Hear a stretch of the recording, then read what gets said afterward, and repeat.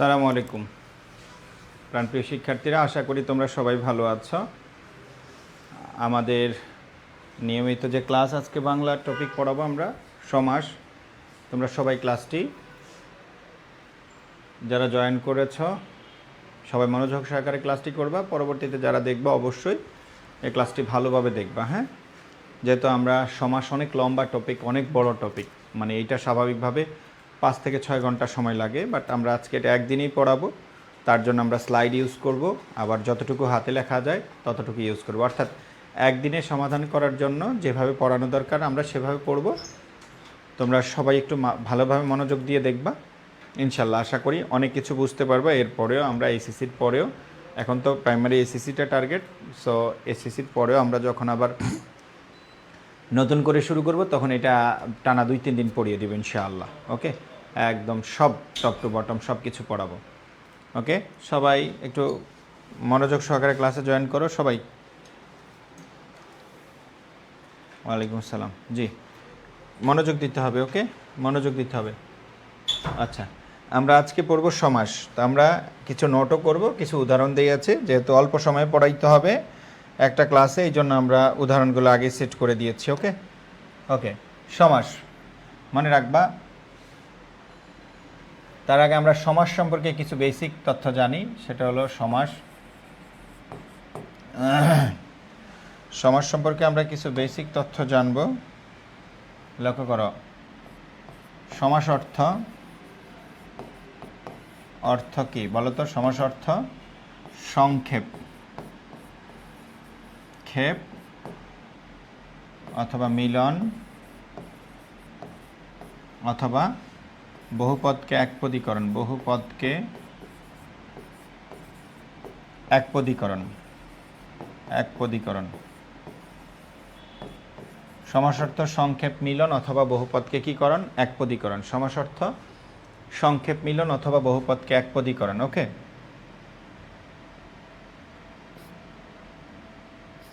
পরস্পর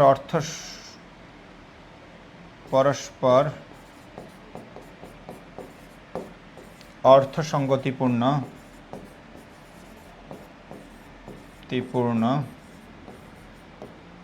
দুই অথবা তার অধিক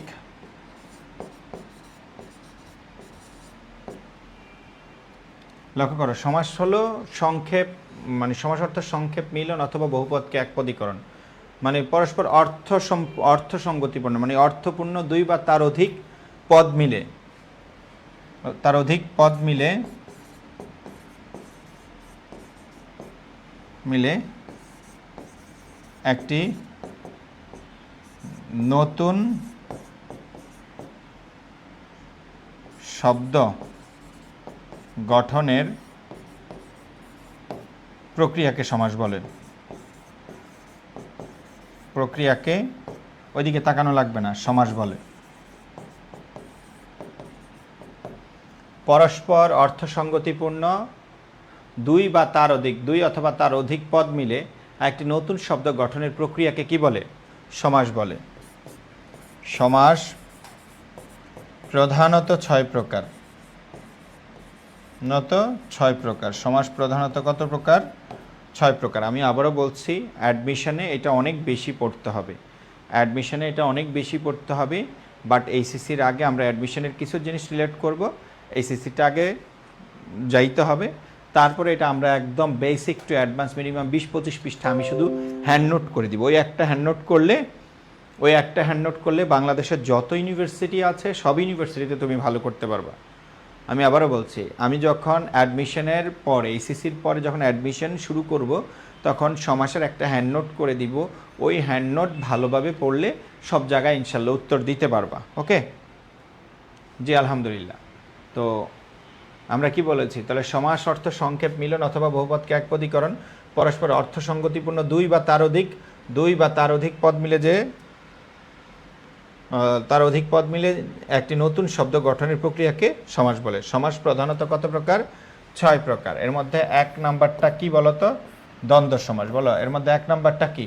দ্বন্দ্ব সমাস। মনে রাখবা, দ্বন্দ্ব সমাস যখনই শুনবা তখনই একটা কথা মনে রাখবা, দ্বন্দ্ব সমস্ত পদে দুইটা পদ থাকে, একটা পূর্বপদ আর একটা পরপদ নর্মালি।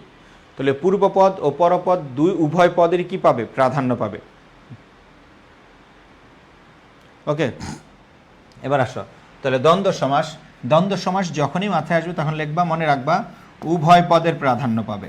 অনেক সময় দুইয়ের অধিক পদ থাকে, উভয় পদের প্রাধান্য পাবে। উভয় পদের কি পাবে? প্রাধান্য পাবে। উভয় পদের প্রাধান্য পাবে। এটা একটা লাইন মুখস্থ রাখবা। তার আরেকটা লাইন মুখস্থ রাখবা, ব্যাস বাক্যে এবং ও আর আসবে। ব্যাস বাক্যে এবং ও আর আসবে। উভয় পদের প্রাধান্য পাবে, ব্যাস বাক্যে এবং ও আর আসবে। শেখা শেষ। মনে রাখবা সমাস প্রধানত 6 প্রকার। 1 নম্বর হলো দ্বন্দ্ব সমাস, উভয় পদের প্রাধান্য পাবে, ব্যাস বাক্যে এবং ও আর আসবে। উভয় পদের প্রাধান্য পাবে, ব্যাস বাক্যে এবং ও আর আসবে। ওকে, উভয় পদের প্রাধান্য পাবে, ব্যাস বাক্যে এবং ও আর আসবে। মনে রাখবা উভয় পদ বলতে সমস্ত পদে যতটা পদ থাকবে ততটা পদেরই প্রাধান্য পাবে। এবার আসো মা বাবা, এটার ব্যাস বাক্য কি? মা বাবার ব্যাস বাক্য কি? উভয় পদের, লক্ষ্য করো এটার ব্যাস বাক্য হলো মা ও বাবা। এখন মনে রাখবা এটা হলো সমস্ত পদ। এটা কি পদ বলতো? সমস্ত। আর এটা হলো ব্যাস বাক্য। হ্যাঁ, এটা ব্যাস বাক্য, এটা সমস্ত পদ।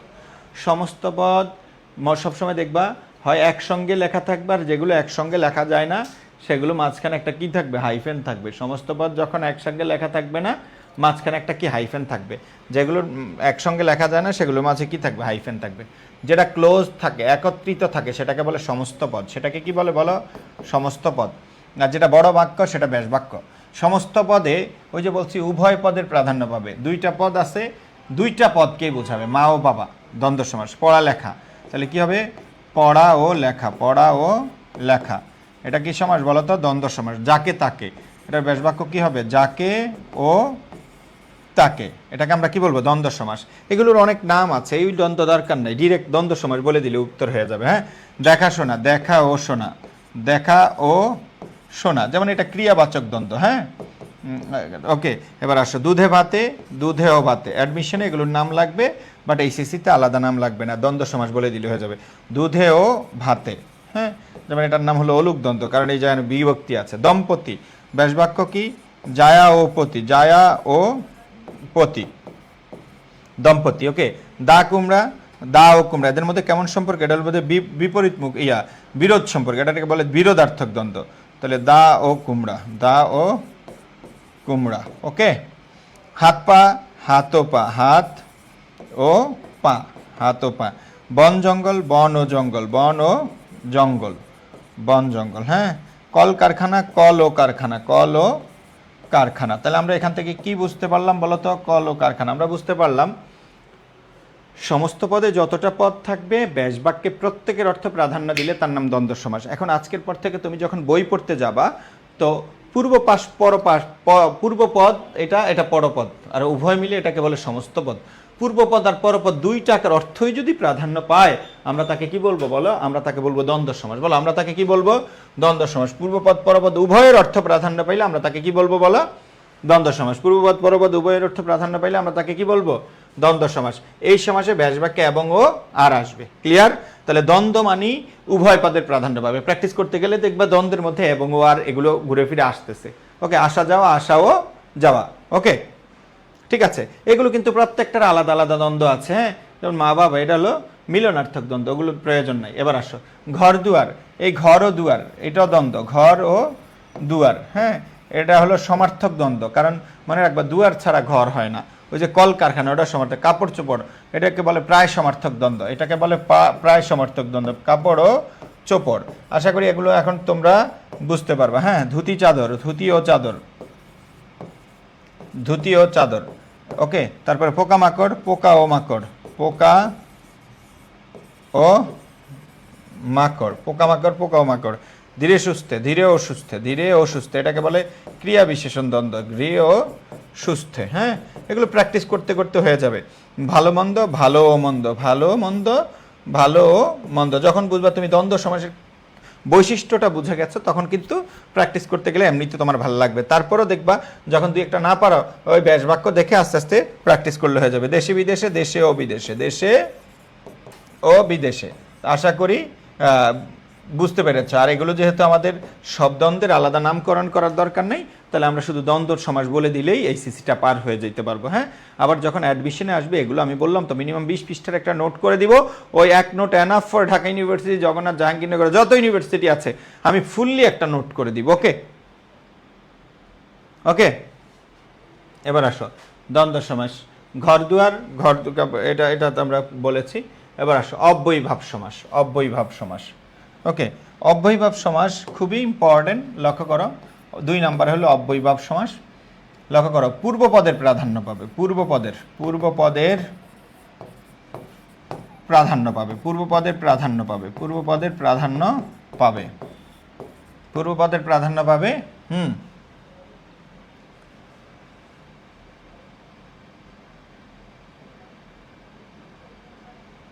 পূর্বপদের কি পাবে? প্রাধান্য পাবে। তারপরে লক্ষ্য করো, পূর্বপদে অব্যয় থাকবে, পূর্বপদে অব্যয় থাকবে, পূর্বপদে কি থাকবে? অব্যয় থাকবে, পূর্বপদে অব্যয় থাকবে, পূর্বপদের প্রাধান্য পাবে, পূর্বপদে কি থাকবে? অব্যয় থাকবে। এখন এই অব্যয় বলতে তুমি যদি একটা কথা মনে রাখো সারা জীবন, এই অব্যয় বলতে, অব্যয় বলতে আমরা উপসর্গ বুঝবো। অব্যয় বলতে উপসর্গ বুঝবো, কারণ প্রত্যেকটা উপসর্গ এক একটা অব্যয়। তাহলে অব্যয় বলতে আমরা কি বুঝবো বলো? উপসর্গ বুঝবো। পূর্বপদের প্রাধান্য পাবে, পূর্বপদে অব্যয় থাকবে, অব্যয় বলতে আমরা উপসর্গ বুঝবো। যেমন উপকূল, এটার ব্যাস বাক্য হলো এরকম যে কুলের সমীপে, কুলের সমীপে। লক্ষ্য করো, সমীপে, কুলের সমীপে। মনে রাখবা এই সমীপে মানি হলো নিকটে। বলো সমীপে মানে কি? নিকটে। এখন তুমি একটু বুঝো, এখানে পরে আছে কুল আর পূর্বে আছে উপ। পরে আছে কুল, প্রথমে আছে উপ। এখন তুমি একটু ব্যাস বাক্যটা পড়ো তো, কুলের সমীপে। কুলের, উপকূল মানে কি বলো তো? কুলের সমীপে। এখন কুলের সমীপে মানে কুলের নিকটের জায়গাকে বোঝাইছে। কাকে বোঝায় না বলো তো? কুলকে বোঝায় না, কুলের নিকটে জায়গাকে বোঝাইছে। তো কুল আছে কোন পদে? পরপদে। পরপদকে বোঝায় না, প্রথমে কি? উপ। উপ দ্বারা কি বোঝাইছে বলো? নিকটে, নিকটে বোঝাইছে। তাহলে কুল তো কুল, আর উপকূল মানে কুলের সমীপে। সমীপে আসছে কার জন্য? উপের জন্য। উপ কোন পদ? পূর্বপদ। পূর্বপদের প্রাধান্য পাইলে কোন সমাস? অব্যয়ীভাব সমাস। পূর্বপদে কি থাকবে? অব্যয় থাকবে। অব্যয় বলতে কি থাকবে? উপসর্গ। তাহলে উপ একটা উপসর্গ। অনুরূপভাবে আমরণ, আমরা যদি বলি মরণ পর্যন্ত, আমরণ মরণ পর্যন্ত। হ্যাঁ, আলনি, লবণের অভাব বা নুনের অভাব, লবণের অভাব, লবণের অভাব অথবা নুনের অভাব। ওকে, এখন এখানে একটা ট্রিক আছে, সেটা হলো এই যে হ্যাঁ, একটা উপসর্গ, একটা উপসর্গ। এরপরে আরেকটা বিষয় আছে, মনে রাখবা ব্যাস বাক্যে যদি পর্যন্ত আসে অথবা অভাব আসে, সবসময় মনে রাখবে এটা অব্যয়ীভাব। পর্যন্ত অথবা অভাব আসলে সবসময় মনে রাখবে এটা কি? অব্যয়ীভাব। ওকে, পর্যন্ত অথবা অভাব আসলে সবসময় মনে রাখবে এটা কি? অব্যয়ীভাব। প্রতিবাদ, তাহলে প্রতি একটা কি বলতো? প্রতি একটা উপসর্গ। বলো প্রতিবাদ, তাহলে প্রতি একটা কি বলতো? উপসর্গ। তাহলে প্রতিবাদ, প্রতিবাদ এর ব্যাস বাক্য হলো বিরুদ্ধবাদ, বিরুদ্ধবাদ। তাহলে এখন সিম্পল, এখন বলতো প্রতি একটা উপসর্গ। উদ্বেল, বেলাকে অতিক্রান্ত, বেলাকে অতিক্রান্ত, উদ্বেল, অতিক্রান্ত, উদ্বেল, বেলাকে অতিক্রান্ত। হ্যাঁ, এখানে এই উদ্বেল এটা ভাঙলে পাওয়া যায় উত যোগ বেল। এখানে একটা উত আছে, এখানে একটা উত উপসর্গ আছে। হ্যাঁ, গড়মিল, গড় একটা উপসর্গ। তাহলে মিলের অভাব, গড়মিল এর ব্যাস বাক্য হলো মিলের অভাব। হ্যাঁ, গড়মিল এর ব্যাস বাক্য হলো মিলের অভাব। ওকে, যথারীতি, এইটা মোস্ট ইম্পর্টেন্ট, একটু ব্যতিক্রমে মুখস্থ রাখবা এই যথারীতি। হ্যাঁ, রীতিকে অতিক্রম না করে যে, রীতিকে অতিক্রম না করে যে। হ্যাঁ, তাহলে আর অনুধাবন, হ্যাঁ এটা হলো পশ্চাৎ ধাবন, পশ্চাৎ ধাবন, পশ্চাৎ ধাবন। একটু প্র্যাকটিস করবা হয়ে যাবে। নিরুৎসাহ লিখবো উৎসাহের অভাব, উৎসাহের অভাব। তাহলে অভাব আসলে অব্যয়ীভাব। আবার নি একটা উপসর্গ আছে। আরক্তিম, একটা উপসর্গ লিখবা ঈষৎ রক্তিম, ঈষৎ রক্তিম, আরক্তিম মানে ঈষৎ রক্তিম। হ্যাঁ, সামান্য। তাহলে একটা উপসর্গ। অনুরূপ, এর অনু একটা উপসর্গ। অনুরূপের ব্যাস বাক্য হলো রূপের সদৃশ, রূপের সদৃশ। অনুরূপের ব্যাস বাক্য হলো রূপের সদৃশ। পরোক্ষ, লিখবো অক্ষীর অগোচরে, অক্ষীর অগোচরে তারে বলে পরোক্ষ, অক্ষীর অগোচরে তারে বলে পরোক্ষ। ওকে, আজন্ম, জন্ম পর্যন্ত, জন্ম পর্যন্ত, আজন্ম মানে কি জন্ম পর্যন্ত। তাহলে কি বুঝতে পেরেছ? এই পর একটা উপসর্গ, আ একটা উপসর্গ, প্রত্যেকটা উপসর্গ থাকবে। তাহলে ঢাকা বিশ্ববিদ্যালয়ে একটা প্রশ্ন এসেছে, উপসর্গ প্রধান সমাস কোনটি? উপসর্গ প্রধান সমাস কোনটি? উপসর্গ প্রধান সমাস কোনটি? এটার উত্তর ছিল কি জানো? এটার উত্তর হলো উপসর্গ প্রধান সমাস কোনটি? এর উত্তর হলো অব্যয়ীভাব। উত্তর হলো কি? অব্যয়ীভাব। মনে রাখবা, আর একটা সমাসে উপসর্গ থাকে, তার নাম প্রাদি সমাস।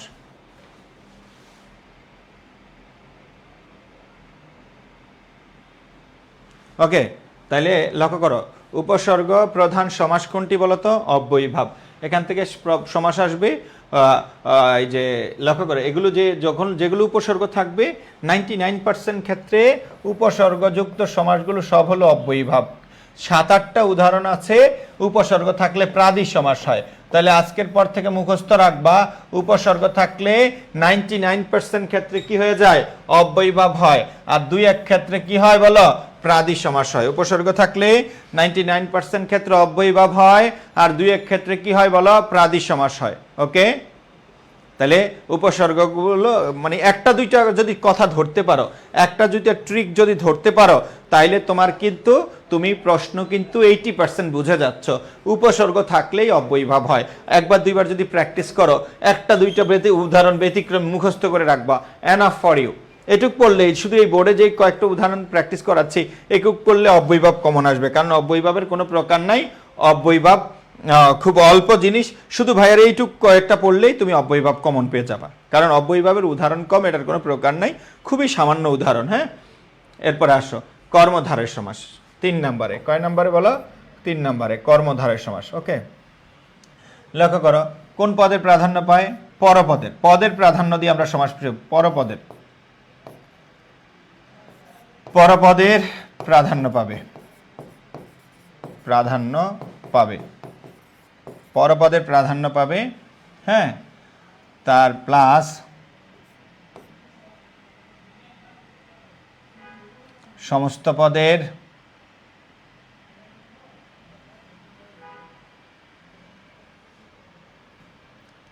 পরপদের প্রাধান্য পাবে, একটা কথা। হ্যাঁ, আরো কিছু কথা লিখি, তারপর লিখবা সমস্ত পদের আগে পরে বিশেষ্য কিংবা বিশেষণ হতে পারে। সমস্ত পদের আগে পরে,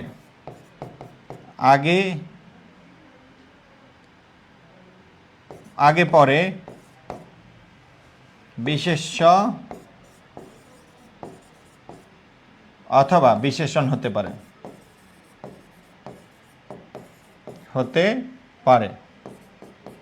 মানে সমস্ত পদের আগেও বিশেষ্য পরেও বিশেষ্য, আগে বিশেষণ পরে বিশেষণ, যেটা আগে পরে বিশেষ্য অথবা বিশেষণ হতে পারে, বা দুইটাই কি হতে পারে? বিশেষণ হতে পারে।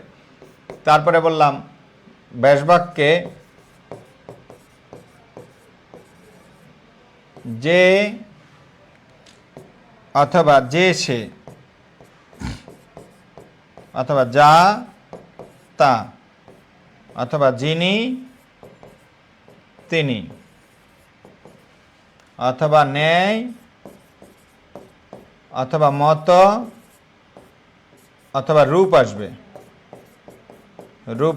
ন্যায় মত অথবা রূপ আসবে। তাহলে মনে রাখবা, এখানে আগে পরে বিশেষ্য বিশেষণ হইতে পারে। ওকে, লক্ষ্য করো, জ্ঞানী লোক, ব্যাসবাক্যে যে সে যা তা যিনি তিনি। মনে রাখবা, সাধারণ কর্মধারয় সমাস যেটা, সেটাতে এগুলো আসে। সাধারণ কর্মধারয় সমাসে এগুলো আসে। হ্যাঁ, আর ন্যায় মতো আসে উপমান উপমিত, আর রূপ আসে রূপক কর্মধারয়। ওকে, আর যদি মোস্টলি বলি, কর্মধারয় সমাসে যে ব্যবহার হয় বেশি, আর অন্য সমাসে এটা ব্যবহার হয় না। হ্যাঁ, তাহলে জ্ঞানী লোক, লোকটাকে বুঝাইছি, পরপদকে বুঝাইছি, সামনে জ্ঞান। মনে রাখবা, পরপদের প্রাধান্য পাবে।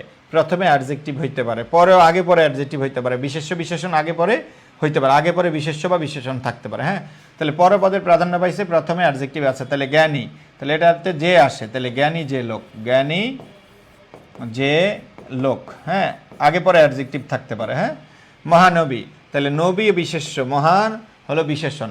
ওকে, তাহলে লক্ষ্য করো মহান যে নবী, মহান যে নবী, এটা একটু চেঞ্জ করে মহান হয়, মহা থাকলে মহান হয়, মহান যে নবী। ওকে, পুণ্যভূমি, পুণ্যটা হলো বিশেষণ, ভূমি হলো বিশেষ্য। পুণ্যভূমি মনে রাখবা, মেজরিটি ক্ষেত্রে বিশেষণ থাকবে। হ্যাঁ, পুণ্য যে ভূমি, পুণ্য যে ভূমি, পুণ্যভূমি, পুণ্য যে ভূমি। রাজর্ষি মনে রাখবা, দুইটাই বিশেষ্য হয়েও কর্মধারের সমাস হতে পারে। যিনি রাজা তিনি ঋষি, ওই যে স্ট্রাকচারটা ফলো করবা, জাতা। হ্যাঁ, যিনি রাজা তিনি ঋষি, যিনি রাজা তিনি ঋষি। পণ্ডিত মশাই, যিনি পণ্ডিত তিনি মশাই, যিনি পণ্ডিত তিনি মশাই, পণ্ডিত মশাই। নীলপদ্ম, হ্যাঁ, নীল যে পদ্ম, নীল যে পদ্ম, যে পদ্ম। মূল কথা হলো এখানে পরপদের অর্থেই প্রাধান্য পাবে। চাল ভাজা, তাহলে চাল ভাজা, লক্ষ্য করে এখানে বিশেষ্য পরে বিশেষণ হয়ে গেছে, তাহলে এটা এরকম হবে ভাজা যে চাল, ভাজা যে চাল। প্র্যাকটিস করতে করতে হয়ে যাবে। ওকে, কাঁচা মিঠা, দুইটাই বিশেষণ। ওই যে বলছি না, আগে পরে বিশেষণ হইতে পারবে। এই জায়গাটা কারেকশন করে এরকম লিখতে পারো, এই জায়গাটা কারেকশন করে এরকম লিখতে পারো। মনে রাখবা দুইটাই কি হইতে পারে বলো তো, বিশেষ্য প্লাস বিশেষ্য হইতে পারে। দুইটাই কি হইতে পারে, বিশেষ্য প্লাস বিশেষ্য। আগে বিশেষণ হইতে পারে প্লাস পরে কি হইতে পারে, বিশেষ্য হইতে পারে। আগে বিশেষণ পরে বিশেষ্য হইতে পারে। আবার আগে বিশেষ্য হইতে পারে পরে বিশেষণ হইতে পারে। আগে বিশেষ্য প্লাস পরে বিশেষণ, বিশেষ্য প্লাস বিশেষণ। হ্যাঁ, আবার দুইটাই বিশেষণ হইতে পারে, দুইটাই কি হইতে পারে, বিশেষণ প্লাস বিশেষণ, বিশেষণ। এটা হল নাম হলো কর্মধারয়। আবার হইতে পারে কি জানো, ক্রিয়া প্লাস ক্রিয়া, ক্রিয়া প্লাস ক্রিয়া, ক্রিয়া প্লাস ক্রিয়া। তাহলে অনেকগুলো সূত্র এখানে বলছি, লক্ষ্য করো, না দেখা গেলে একটু বুঝো। বিশেষ্য, দুইটাই বিশেষ্য হইতে পারে, আগে বিশেষণ পরে বিশেষ্য, সেটা কর্মধারয়, সাধারণ কর্মধারয়। বিশেষ্য প্লাস বিশেষণ, আগে বিশেষ্য পরে বিশেষণ, কর্মধারয়। দুইটাই বিশেষণ, কর্মধারয়। ক্রিয়া প্লাস ক্রিয়া, কর্মধারয় হইতে পারে। ক্রিয়া প্লাস ক্রিয়া কি হইতে পারে, কর্মধারয়। তাহলে কাঁচা মিঠা, এটা লিখবো আমরা যা কাঁচা তাই মিঠা, যা কাঁচা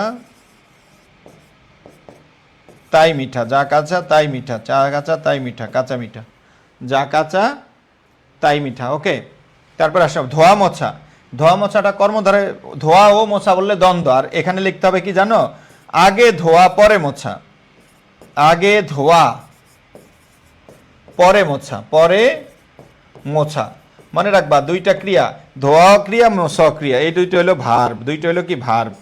তাহলে মনে রাখবা ক্রিয়া ক্রিয়া তখনই কর্মদায়ী হবে যখন কাজটা একটার পর একটা ঘটে বোঝায়। আর যদি এটারে বলতা ধোয়া ও মোছা, যদি এটারে এইভাবে বলতাম যে ধোয়া ও মোছা, ও মোছা, তাহলে ও দ্বারা দিলে আবার কি হয়ে যায়, দ্বন্দ্ব। তাহলে এখন তুমি প্রশ্ন করবো ভাই এটা কি উত্তর দিব, দ্বন্দ্ব, ধোয়া মোছা, ধোয়া ও মোছা দ্বন্দ্ব, আবার এটা কর্মদ্বারাই হয়, আগে ধোয়া পরে মোছা। যদি এইভাবে ব্যাস বাক্য বানাও তখন এটা কর্মদ্বারাই হবে। নিমতিতা, আর মনে রাখবা যদি ঘটনাটা সত্য হয়, যে জিনিসটা বোঝায় সেটা উপমান হবে না উপমিত, সেটা মাথায় রাখবা। নিম আসলেই তিতা। আরো সহজভাবে বলি, যদি বিশেষ্যের সাথে বিশেষণ মিলে তাহলে উপমান কর্মধারয়, আর যদি এটা যদি বিশেষ্য হয় তাহলে হবে উপমিত কর্মধারয়। তাহলে তোমাকে একটা জিনিস আমি শেখাই, সেটা হলো মনে রাখবা বিশেষণ। একটা জিনিস মনে রাখবা, সমস্ত পদে যদি বিশেষণ প্লাস কি থাকে, বিশেষ্য, বিশেষণ প্লাস কি বিশেষ্য থাকে এবং সত্য বুঝাবে, সত্য বুঝায়, কি বুঝায়, সত্য বুঝায়, ইকুয়াল টু হলো মনে রাখবা বিশেষণ প্লাস বিশেষ্য থাইকা যদি কি বুঝায়, সত্য বুঝায়, তাহলে সেটা হলো ইকুয়াল টু হলো উপমান কর্মধারয়, উপমান কর্মধারয়, উপমান কর্মধারয়। মনে রাখবা সমস্ত পদে যদি কোনো বিশেষণ এবং বিশেষ্য থাকে, বিশেষণ থাকলে উপমান এবং ঘটনাটা সত্য বোঝাবে। নিম তিতা, লক্ষ্য করো নিম গাছ মানে নিম গাছ, এটা বিশেষ্য, তিতা একটা অ্যাডজেক্টিভ, বিশেষ্যের সাথে বিশেষণের তুলনা হয়েছে এবং নিম আসলেই তিতা, সত্য বোঝাইছে, এই জন্য লিখবা নিমের ন্যায় তিতা, নিমের ন্যায় তিতা, নিমের ন্যায় তিতা, নিমের ন্যায় তিতা। এখন লক্ষ্য করো তো নিম তিতা এটা একটা সত্য বুঝায়, নিম আসলেই তিতা। তুষার শুভ্র, তুষার মানি বরফ, শুভ্র মানি সাদা, তুষার হলো বিশেষ্য, শুভ্র হলো বিশেষণ। যদি বিশেষণ থাকে যেখানে উপমান হবে, উপমান আর উপমিত, এইরকম যদি উপমিত এইরকম যদি প্রশ্ন হয় তাহলে 100% বিশেষণ থাকলেই বলে দিবে এটা একটা উপমান কর্মধারয় এবং সত্য বোঝাবে। তুষার শুভ্র, তুষারের ন্যায় শুভ্র, তুষারের ন্যায় শুভ্র, তুষারের ন্যায় কি শুভ্র। ওকে, ভ্রমর কৃষ্ণ, ভ্রমর হলো বিশেষ্য, ভ্রমর নাম, কৃষ্ণ কালো, এটা অ্যাডজেক্টিভ। বিশেষণ, বিশেষ্যের সাথে বিশেষণের তুলনা হয়েছে এবং ভ্রমর আসলেই কৃষ্ণ, আসলে এটা একটা সত্য বোঝায়, সত্য ঘটনা। তাহলে এটাকে আমরা কি বলবো, আমরা এটাকে বলবো উপমান কর্মধারয়। হ্যাঁ, তাহলে মূল কথা হলো এটা কর্মধারয়। তাহলে ভ্রমরের ন্যায় কৃষ্ণ, ভ্রমরের ন্যায় কৃষ্ণ, ভ্রমরের ন্যায় কৃষ্ণ, ভ্রমরের ন্যায় কৃষ্ণ, উপমান কর্মধার। হ্যাঁ, রক্ত লাল, রক্ত হলো বিশেষ্য, লাল হলো বিশেষণ, রক্ত বিশেষ্য, লাল বিশেষণ, বিশেষণ থাকলে উপমান কর্মধার, এবং রক্ত আসলেই লাল হয়, তাহলে রক্তের ন্যায় লাল।